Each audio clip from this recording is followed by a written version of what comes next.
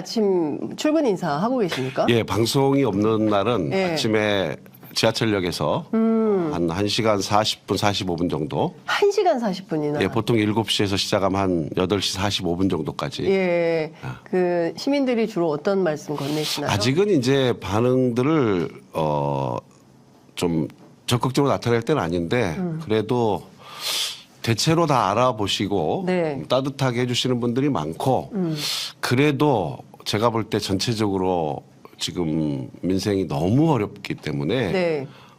특히 일반 직장인들은 뭐 금리나 물가고에 대한 생활 압박이 커서 뭔가 좀 어둡고 예. 전체적으로 막 화가 나 있는 그런 느낌을 저는 받아요. 출근길에 시민들한테서. 예. 뭐 얼굴을 알아보는 시민분들은 제발 이런 것 좀 해주라라고 당부하시는 내용도 있습니까? 뭐 아침 출근길이니까 좀 와서 적극적으로 손을 꽉꽉 잡아주면서 네. 뭐 꼭 뭐 잘해주라, 꼭 심판해달라 뭐 이런 분들도 계시고 예. 좀 다른 생각이 있는 분들은 아무래도 표현 잘 안 하시니까 그래도 격려를 많이 받고 있어요. 특히 예. 이제 아침에는 조금 출근길이라 좀 덜한데 네. 오후에는 이제 주로 이제 설 명절 앞두고 전통시장하고 골목 상점가 인사를 드리는데 네. 그때는 뭐 굉장히 반가워하시고 많은 이야기도 나누고 네. 주로 경제 문제, 민생. 예 주로 경제 문제고요. 네. 한 번 어느 정육점에 들렀더니 그분하고는 꽤 오랜 시간 서서 이야기했는데 네.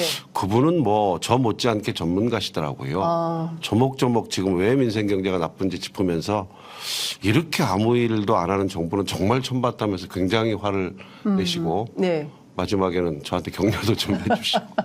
얼마 전에 한동훈 위원장이 경동시장 갔잖아요. 네. 가서 스타벅스 커피 뭐 이렇게 얘기하면서 거기는 서민들이 못 오는 데다, 안 오는 데다 이렇게 얘기를 하고 뭐 생닭을 들어가지고 보여주고 이랬는데 그런 장면 좀 어떻게 보셨어요? 어색하죠. 예. 참 어색하고. 예. 요즘에 이제 한동훈 위원장 하시는 거 보면 정치 초보시잖아요. 네. 많이 지금 뭐 유명하긴 해도 명백히 정치 초보인데 네. 굉장히 위험한 정치하는 것 같아요. 위험한 그냥 선거 때 앞두고 예. 그냥 무조건 그냥 표될 것 같은 이야기만 막 그냥 던지는 것 같은데 그거 굉장히 위험한 정치고 네. 국민들께서 뭐 그런 거 믿어주지 않습니다. 지금 서울 인근은 다 서울로 편입할 기세잖아요. 네. 어, 목련이 피면 기포도 서울 된다는. 글쎄요. 예. 목련이 피면 뭐가 질지 이제 봐야 그렇고 예. 지금 뭐 혹시 그 민생 통계들 한번 들여다 보셨나 모르겠어요. 한동훈 위원장이 개인 회생 신청상이 역대 최대고 예. 법인 파산 최고입니다. 예. 임금 체불 역대 최고고 소상공인 폐업률 예. 정말 역대 최고고 그리고 무엇보다 이제 골목 상권이 왜 어렵냐면 예. 이 소매 판매 지수가 20수년 만에 최악이에요. 예. 거기에 금리 높죠. 물가 높죠.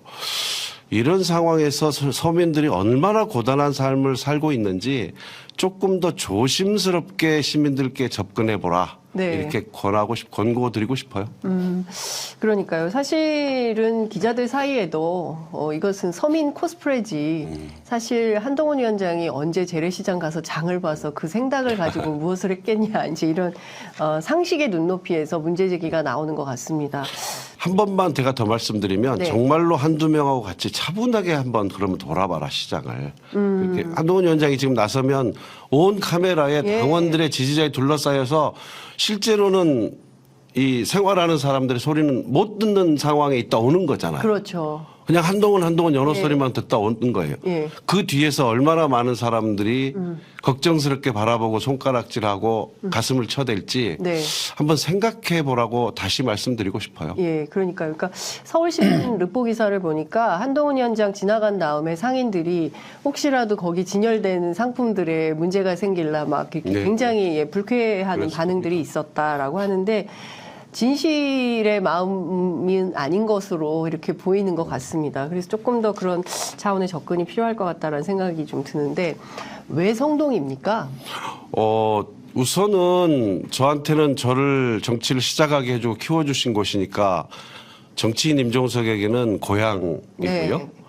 또 2012년에 제가 사무총장 하다가 제가 이제 희생하면서 상황을 수습할 때 되게 뼈 아팠어요. 정치인이 당선할 수도 있고 낙선할 수도 있는데 지역구를 내놓는다는 건 네. 정말로 이렇게 가족의 생이별 같은 거더라고요. 그래서 저로서는 이제 고향에 돌아온 셈인데 그때 얘기를 하면서 많이들 반겨주고 계시고 한 가지 더 첨언을 드리자면 제가 처음부터 성동을 정하고 한 것은 아니고 아, 그렇습니까? 그러면 네. 이번 총선에 참여해서 저도 돌아나라도 얹어야 되겠다고 할 때 저는 여러 번 공개적으로 종로도 좋고 용산도 좋다.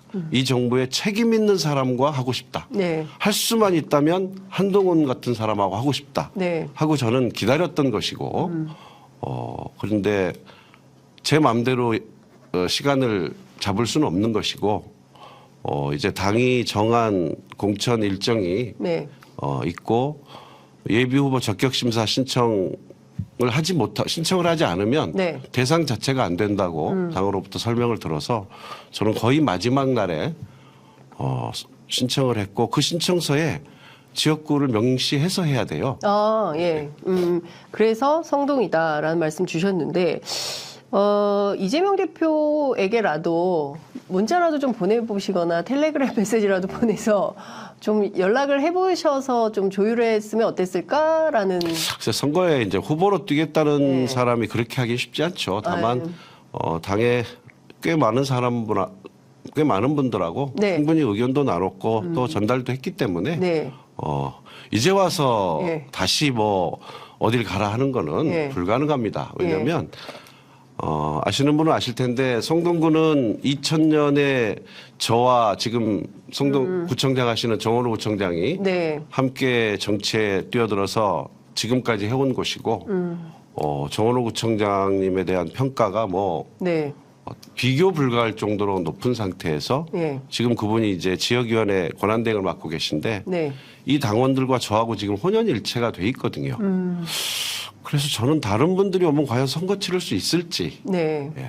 그리고 성동구의 이 유권자 지형이 예전 같지 않습니다. 근데 굉장히 민주당에게는 텃밭이다, 굉장히 쉬운 지역구다라고 당에서도 그리고 당 밖에서도 주장하는 것은 왜 그런 겁니까? 그런 얘기 하신 분들은 뭐 실제로 과거 선거에 대한 분석을 안 해보셨을 가능성이 높죠.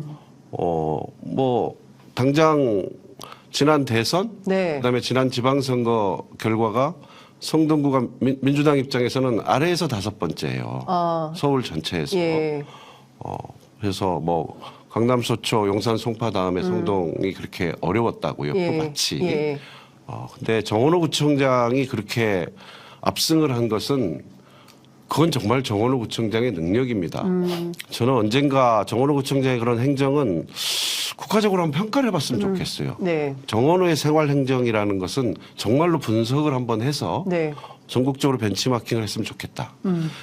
제가 한 명이라도 욕하는 사람이 있겠지, 근데 아직 못 만났을 정도니까. 그래요. 네. 예. 그래서- 근데 주변 정치인들도 아주 비슷한 평가를 저도 들었습니다. 아니, 생각해 보세요. 저는 그런 선거는 듣도 보도 못했는데 오세훈 시장이 성동에서 32,000표를 이겼어요. 네.